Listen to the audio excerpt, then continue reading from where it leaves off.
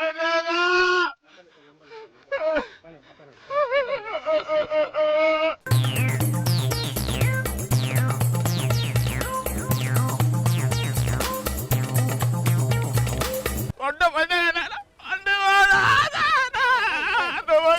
Minute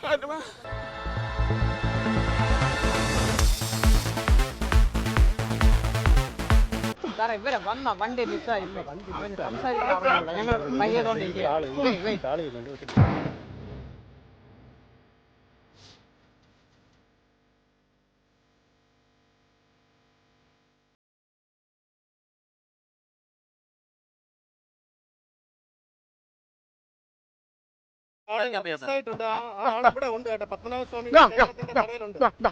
സംസാരിക്കാൻ കഴിയില്ല. കരമന നിങ്ങള് വലിയ ബസ്സാണോ? ಟೆನ್ಷನ್ ಮಾಡ್ಕೋಬೇಡ ಟೆನ್ಷನ್ ಮಾಡ್ಕೋಬೇಡ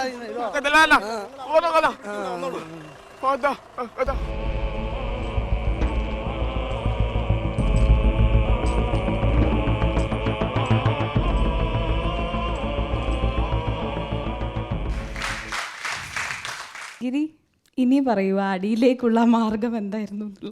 ഇത്രയും ആത്മാർത്ഥമായിട്ട് ഞാൻ ഇതുവരെ ദൈവത്തിനെ വിളിച്ചിട്ടില്ല എന്നാണ് സത്യമായിട്ട്. കൈവച്ചവര് സംഭവം അറിഞ്ഞപ്പോ ഇത് പിന്നെ ഒരു ക്യാമറ സത്യത്തിൽ പുറത്ത് വരേണ്ടി വന്നു. അവർക്ക് മാസ്ക് ചെയ്യുന്ന ഒത്തിരി പേര് മാസ്ക് ചെയ്ത് കാരണം ഒരു ക്യാമറ പുറത്ത് വന്നപ്പോഴേ ആളുകൾ സംസാരിക്കാൻ തുടങ്ങി ഷൂട്ടിംഗ് ആയിരിക്കും. അപ്പം തന്നെ അവിടുന്ന് കമൻറ്റ് വന്നു ഷൂട്ടിംഗ് അവൻ കണ്ടറിയില്ല അവൻ ഊമയാണെന്നുള്ളത്. നമ്മുടെ ക്രൂവിൻ്റെ കയ്യിൽ നിന്ന് തന്നെ വിട്ടുപോകുന്നൊരവസ്ഥ വന്നപ്പോൾ ഷൂട്ടിംഗ് ആണെന്ന് പറയേണ്ടി വന്നു. രമേഷ് സാറിനെ എടുത്ത് പൊക്കി വെയിറ്റ് നോക്കി താഴെ വെച്ചു. ഞാൻ എഴുതി വെച്ച് എണ്ണം ഉണ്ടായിരുന്നു. ക്യാമറ അസിസ്റ്റന്റ് 2 പേർക്ക് 4 അടി വീതം കിട്ടി.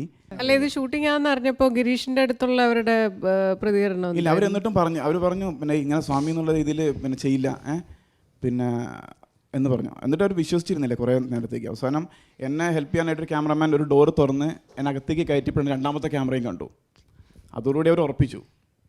അപ്പോൾ അതിനെക്കുറിച്ച് ദേഷ്യപ്പെട്ടു. അവിടെ ഇങ്ങനെയൊക്കെ ചെയ്യാൻ പാടുണ്ടോ പിന്നെ എന്നൊക്കെ പറഞ്ഞ് കുറച്ച് ദേഷ്യപ്പെട്ടു.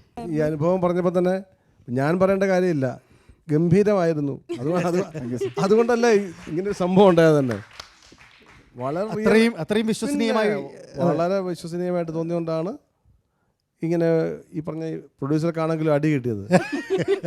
പക്ഷെ ഇപ്പോഴും എൻ്റെ ചോദ്യത്തിനുള്ള മറുപടി എനിക്ക് കിട്ടിയിട്ടില്ല. അയാൾ എന്തിനാ ആന്ധ്രക്കാരനായിരുന്നല്ലോ? എനിക്കും അതേ സംശയമുണ്ട്. അതെന്തെന്ന് വെച്ചാൽ ഇപ്പോൾ ഇവിടെ പത്മനാഭസ്വാമി ക്ഷേത്രത്തിൻ്റെ മുന്നിൽ അകപ്പെടുന്നത് ഒരു കേരളത്തിലുള്ള ഒരാളാണെങ്കിൽ ഒരു പക്ഷെ അത്രയും ഇവർക്ക് അത്ര ഫീൽ ചെയ്യില്ല. പിന്നെ ഗിരിയുടെ കഥാപാത്രം ആന്ധ്രക്കാരനാണെന്നുള്ളത് ഇവരെ എങ്ങനെ അറിയിച്ചത്? ആന്ധ്ര പിന്നെ കിട്ടിയില്ല. അതുകൊണ്ടാണ് ഞാൻ ചോദിക്കുന്നത്. അത് ഞാൻ പിന്നെ ഇവര് ഫസ്റ്റ് എൻ്റെ അടുത്ത് മൊബൈലായിട്ടാണ് വന്നത്. മോനെ മൊബൈൽ നമ്പർ പറയും, മൊബൈൽ നമ്പർ ഓർമ്മയുണ്ടോന്ന് ചോദിച്ചു. അപ്പം ഞാൻ പറഞ്ഞു പിന്നെ ചിന്തിച്ചിട്ട് മൊബൈൽ നമ്പർ അറിയാം. അപ്പം പിന്നെ പറഞ്ഞു. അപ്പം പറഞ്ഞു അവർ മൊബൈൽ എടുത്തു. ഇവിടുത്തെ ഞാൻ പറഞ്ഞു അടിക്കാൻ പറഞ്ഞു. അപ്പോൾ എൻ്റെ അടുത്ത് പെന്നും കടലാസൊക്കെ ആയിട്ട് വരുന്നുണ്ട്. അപ്പോൾ പിന്നെ ഞാൻ പറഞ്ഞു ഞാൻ പറയാമെന്ന് പറഞ്ഞിട്ട് ചോദിച്ചു. അപ്പോൾ അതിൽ കൂട്ടത്തിലൊരാൾ പറഞ്ഞു പാവം എഴുതാനും അറിയില്ല തോന്നുന്നു എന്ന് പറഞ്ഞു. അങ്ങനെ മൊബൈലിലേക്ക് ഞാനിങ്ങനെ ഓരോന്ന് പറയും 00 എന്ന് പറയും. അപ്പോൾ അവർ 9 അടിച്ചു. 984 എന്ന് പറഞ്ഞ് അടിക്കാൻ നോക്കി. അപ്പോൾ പറഞ്ഞു അല്ല പിന്നെ അപ്പോൾ അവർക്ക് 0 മനസ്സിലായി.